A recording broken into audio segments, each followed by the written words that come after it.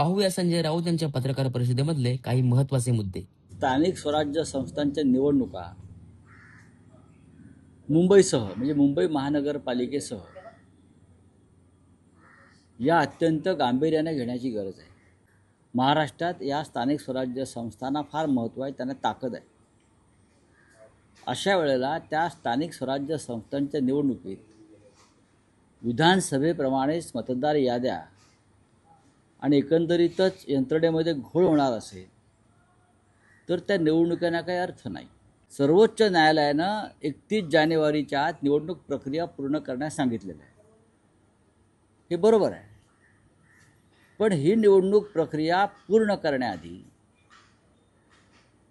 निवडणूक याद्यांमधले जे दोष आहेत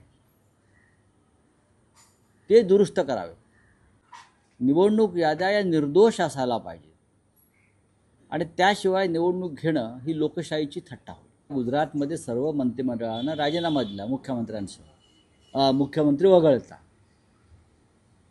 महाराष्ट्रामध्ये देवेंद्र फडणवीस वगळता मुख्यमंत्री, इतर सगळ्या मंत्र्यांचे राजीनामे घेऊन रिशफल करणं गरजेचं आहे. कारण मंत्रिमंडळामध्ये अर्ध्यापेक्षा जास्त मंत्री हे भ्रष्ट आणि कामचुकार आहेत. महाराष्ट्राचं हे दुर्दैव आहे. महाराष्ट्र हा एकेकाळी पंजाब आणि महाराष्ट्र ही दोन राज्य, कृषीप्रधान राज्य ओळखली जायची.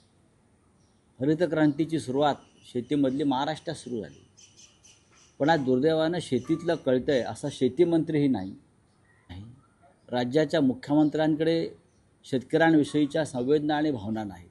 त्याच्यामुळे तुम्ही जे म्हणताय त्यानुसार होणार. फक्त बांधावर जाऊन घोषणा करतायत आणि प्रत्यक्ष शेतकऱ्यांच्या हातात पदरात काहीच पडत नाही. हे सत्य आहे. मराठी माणसाचा एकजुटीचा आज दीपोत्सव आहे. अनेक वर्ष राज ठाकरे आणि महाराष्ट्र नवनिर्माण सेना त्यांची हा शिवतीर्थावर असा दीपोत्सव साजरा करते आणि तो एक महाराष्ट्रासाठी, मुंबईसाठी आकर्षणाचा विषय नक्कीच आहे. आम्हीसुद्धा पाहिला आहे. तो असं नाही की तो दुसऱ्या पक्षानं निर्माण केला, त्याची योजना केली म्हणून आम्ही पाहिला नाही. अनेकदा मी सुद्धा तो जाऊन पाहिलेला आहे आणि मला तो फार प्रसन्न करणारा तो सगळा सोहळा आहे.